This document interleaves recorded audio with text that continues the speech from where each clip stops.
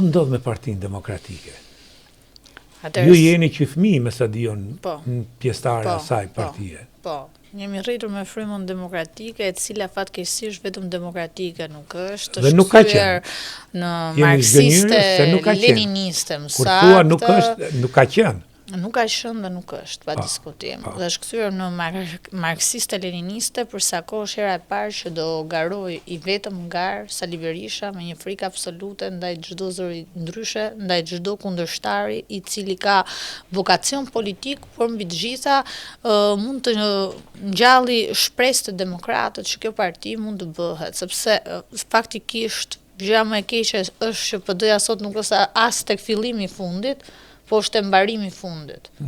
As te fillimi i fundit, por te mbarimi i fundit. Megjithatë, ka zëra, thotë ju. Përveç Salianit dhe Jush, nuk di në i zë tjetër që tjetë artikulu me këtë forcë. Ndoshta ka zëra brenda për brenda, por nuk ka, sepse... Por flasim për zëra, pa diskutim që ju keni të drejtë që më veçoni mua dhe zotin Saliani, pjesa tjetër pastaj janë gjithë ato individ që na ndjekin në mënyrë virtuale, individët që na ndjekin në terren, individët cilët ju e keni parë dhe sallat që zoti Saliani ka pas full, dhe ato demokratja, por ato nuk kanë një zë kaq fort sa që mund ta kemë unë dhe zoti Saliani. Pyetja juaj mund të ishte zëra publik brenda kupolës Partisë Demokratike.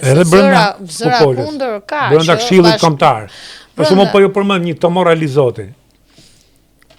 Se ai deklamon gjatë gjithë ditës që është i djathtë dhe është stres e përsekutuar. Dhe është që ka luftu komunizmin.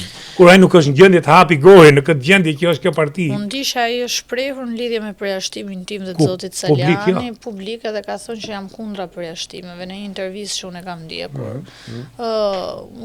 Shumë e thatë kjo, kundër përjashtime. Jo, ka thënë, unë jam kundër çdo përjashtimi në Partinë Demokratike dhe që një forcë e djathtë nuk mund të jetë përjashtuese, ndaj kujdo që mendon ndryshe. Këtë deklaratë e kam dëgjuar vetë personalisht dhe di që ka reaguar mbas përjashtimeve tona, por që e la të qartë që kupola drejtuese është ajo që merr vendimet, që është kryesia dhe pa diskutim stafi më i afërt që shoqëron sot Sali Berishën në impotencën më të madhe të tij politike, mund ta thojë. Dhe të partisë. Dhe të partisë, patjetër. Përsa ko ka numrin 2 të partisë një individ, Ana Dollak, madje unë këtë të fundi do